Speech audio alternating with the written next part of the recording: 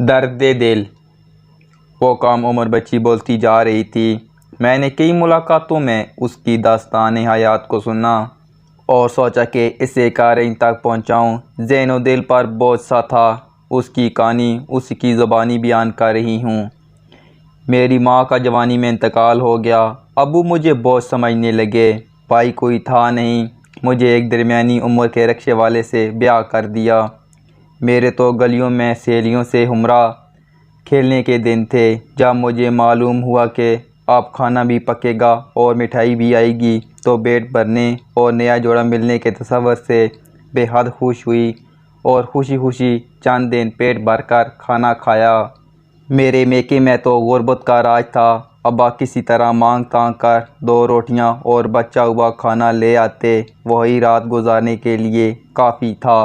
خیر، مجھے شادی کے فوراً بعد پتہ چلا کہ میں ماں بننے والی ہوں۔ شوہر کا رکشہ خراب ہو گیا اور وہ گھر بیٹھ گئے۔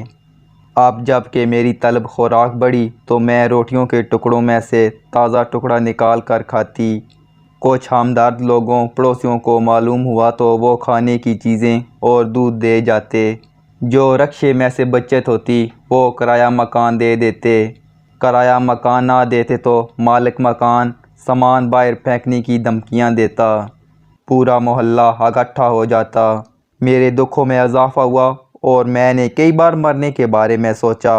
سوچ کر ذہن مئو ہو جاتا کہ کیسے گزارا کروں۔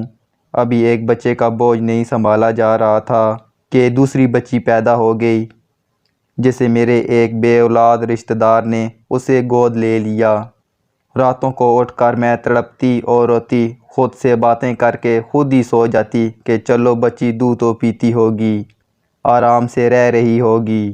پرورش میں نے کیا کرنی تھی، مجھے خود کون سا کوئی عقل سمجھ تھی۔ ماں کی ممتا کو سلام دیتی۔ فاقوں پر فاقے ہونے لگے۔ میرے دن مانگ تانگ کر گزرنے لگے۔ رکشہ کبھی خراب ہوتا، کبھی ٹھیک ہو جاتا۔ میں مایوس نہیں ہوئی اور دعا کرتی رہی۔ غربت اور مایوسی کے سائے گہرے ہو گئے۔ چند آپ جیسے لوگوں نے سمجھایا، تمہارا سسرال کراچی میں ہے، تم کراچی چلی جاؤ، وہاں کاروبار بھی مل جائے گا اور بچوں کا دودھ کپڑا بھی۔ ملتان میں جتنے مخیر حضرات ہیں ان کو اب میں کیسے کہوں کہ میرے گھر میں ایک چراغ اور جلنے والا ہے۔ خیر سے میں پھر سے امید سے تھی۔ اس کے حالات جاننے کے بعد میں نے اور دوستوں نے وہیں بیٹھے سوچا کہ ان کو کوئی یہ بتانے والا نہیں کہ تمہیں بہت سے لوگ پناہ دیتے، گھر بھی رہنے کو دیتے، لیکن اب یہ جو فیملی میں اضافہ دار ہوتا جا رہا ہے، اس کے ذمہ دار لوگ ہیں، ڈاکٹر ہیں یا تم اور تمہارا میاں۔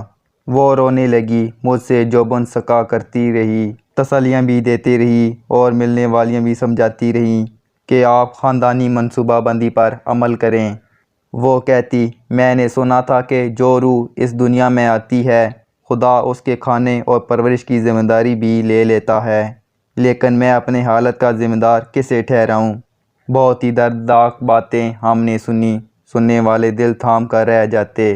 نیند تو رات کو یوں بھی نہیں آتی۔ ہم جیسے حساس لوگ پتہ نہیں کیا کیا توقعات رکھتے۔ کئی طرح کے خیالات ذہن میں آتے، یہ کر دیں، وہ کر دیں۔ مجھے حقیر سے جوبن سکا ہو گیا، مگر اسے تو دوائیں بھی چاہیے، کپڑے بھی چاہیے، دودھ، اچھی غذا، سب چاہیے۔ کچھ سوچ کر میں نے اسے کہا، میں تمہیں یہاں کی مشہور رہنما صدر لیڈی کلب، جو بہت درد مند دل رکھتی ہیں اور نام ہے بیگم فرخ مختار صاحبہ، ان کے پاس لے جاتی ہوں۔ تم 1-2 سال جب تک بیٹا بڑا نہیں ہو جاتا اس کی سرپرستی میں رہو، وہاں سب طرح کی پناہ ملے گی۔ شوہر آپ کے کسی صحرائے میں رہ لیں، اسی طرح میری کچھ دوست اور عزیز بھی رکھنے کو تیار ہیں۔